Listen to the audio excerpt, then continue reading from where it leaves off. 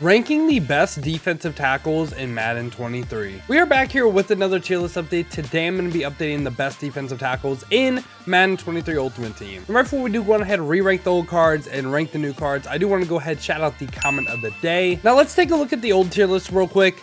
I need to break up this S tier. I feel like the cutoff for S tier though, I think after Warren Sapp, I'm cool with everyone dropping down. I still really like a ton of these cards, like Jeffrey Simmons, Chris Jones. They're all really, really good. I just think me and Joe and Warren Sapp with that 0 AP under pressure, really, really valuable. I know Jeffrey Simmons has 0 AP defensive rally too, so it's tough, but that's what I'm gonna go ahead and do. And then everyone else is gonna drop down a single tier as well. So this is what we're looking like before we get into the first cards. First card we got is a 91 overall weekly wild card, McNeil. He's 6'2", 317, 81 speed, 91 excel. Not really offering you anything as a pass rusher, to be honest. Decent block shed and pretty good impact blocking. And if we look at his traits, first time watching the channel, wondering what these traits right here do, they're actually really important. The more on yes leads to more insta winning and just better pass rush in general, so you want as many on yes as possible. He has 1 out of 3, not really too great. And if we look at his abilities, and I don't believe since he's a 91 overall he can get any discount abilities, so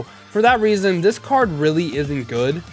Yeah, I'm gonna go ahead and have him F tier. I just don't think he really offers you anything as a pass rusher at this point. No real point to use him in my opinion. And right after that we get Jordan Davis. This card is actually really, really good. He's 6'6", 336, 89 speed, 91 excel, which kind of crazy at that size. 91 finesse moves, 94 power moves, 92 block shed, 96 impact blocking, all great stats. But let's look at his abilities and traits. Trait wise, only has the bull rush trait on yes. You know, it kind of sucks. You would want more on yes. It's not the end of the world for the card. And if we look at his discount abilities, he actually doesn't get any discounted abilities. If this card got discounted abilities, we're looking at someone that potentially, like, say he gets a 1 AP Don, he's like A tier.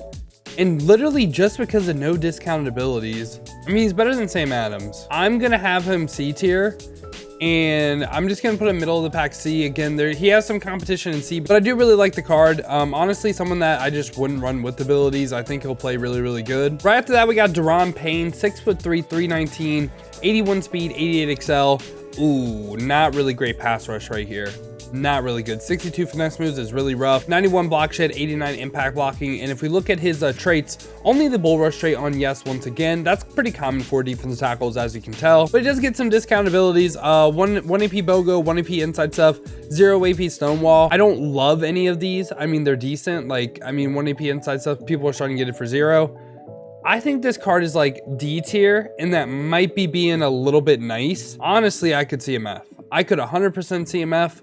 He's like bottom into D for me though. Now we got 94 overall Derrick. He's 6'1", 312, 81 speed, 87 excel. Not the best pass rusher in the world. I mean, the power moves are starting to get decent. I'm looking for at least 90 for 1 rating. Great block shed and impact blocking though. It's just the finesse moves and power moves a little bit lower at this point in the game. And if we look at his traits, again, only the bull rush trait on yes. Now if we look at his abilities, he can go ahead and he can get inside stuff for 1. Again, I don't think he's that great. I think, once again, he's going to be on this D tier level.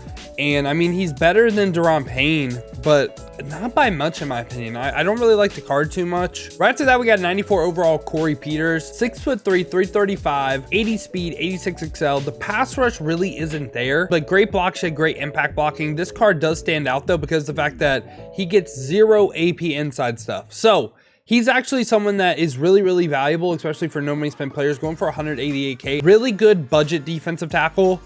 He's not great in the grand scheme of the game, but 0 AP inside stuff, I know it's crazy.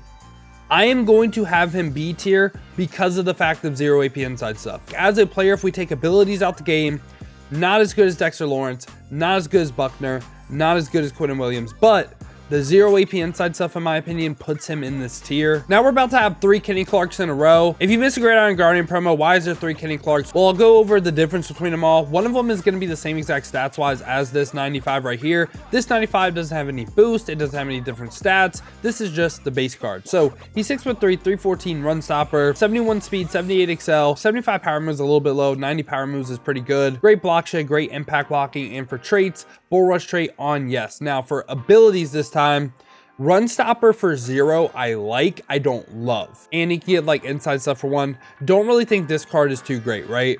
So this base Kenny Clark card, In my opinion, he's either C or B. I'll slightly put him B. Again, the 0 AP run stopper I like. Now this boom card right here, you can see the differences on the card. It says boom. The only difference is he gives a boost to the entire team. I believe it's like pursuit. It's a lot of stuff that I don't really think matters too much, but he also gets slightly different abilities, like 0 AP goal line stuff, 1 AP El Toro. I think this card, because of the boost he gives, is on the same level. I'll go ahead and have this boom card B on the same level as this card right here. Now we get to the POW version of Kenny Clark. This card gets a lot better because his weaknesses become strength. So same size and everything. This time he's 88 speed, 92 excel. Now he's fast and he can move. He also gets a lot better finesse moves. He's actually more of a finesse rusher this time than a power move rusher. Great block shed and impact blocking once again. And for traits, only the bull rush trait on yes. And for abilities, 0 AP unpredictable.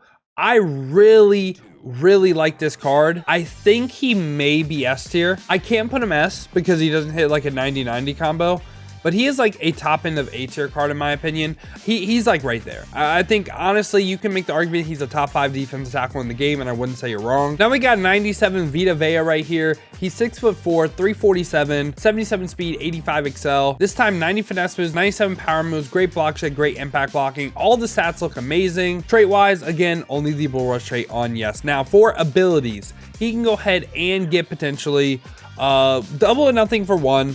Can he get a run stopper or something right here for 0? No, he can't.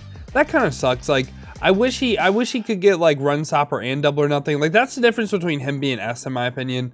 Really good card, just not great in my opinion. For that reason, he's gonna go A tier for me. I still think he's really good. Just the fact that I'm looking for like a really great 0 AP ability to really be S in my opinion. Now right after that, we got haloti ngata. Haloti ngata, 85 speed, 95 excel, 6'4", 340.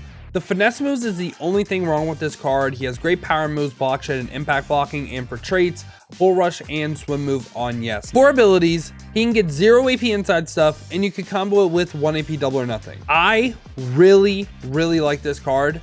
This is going to be one of the rare times where my rule is kind of like you need to hit 90 and 90 for finesse moves and power moves to really be like a top end player in the game, in my opinion. For me, this card is S tier because, again, abilities over stats. 0 AP inside stuff is just crazy good value, and he also gets the 1 AP Don as well. Right after that, we got Jonathan Allen. So Jonathan Allen, 6'3", 300, 87 speed, 93 excel. Pretty good pass rusher. Finesse moves would like to be that in the 90s. It's overall really good. Great block shed, great impact blocking as well. And for traits, only bull rush on yes. For his abilities, he can get double or nothing unpredictable comboed for 1. I actually really like this card. He's so close to S tier for me.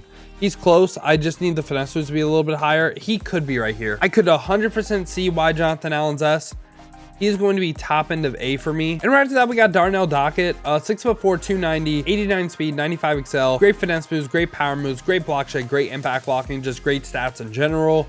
And for his traits, only the bull rush trait on yes, but for abilities, you can go ahead and get El Toro for 0, double or nothing for 1 as well. I really like the card. I think Darnell Dockett plays amazing as well. I think Darnell Dockett is going to join the people in S tier, and this is what I think the tier is looking like. I think Warren Sapp might be the worst in S, but that 0 AP under pressure ability, just so valuable. So we did get 2 more defensive tackle reveals with the Gridiron Guardian promo, and I'll go over those real quick. First one we got right here is Matthew Ioannidis. Really good stats with block shed, power moves, and finesse moves. Hits 90s across the board. Speed a little bit lacking. Does get goal line stuff for 0 AP. He also does get double or nothing for 1 AP.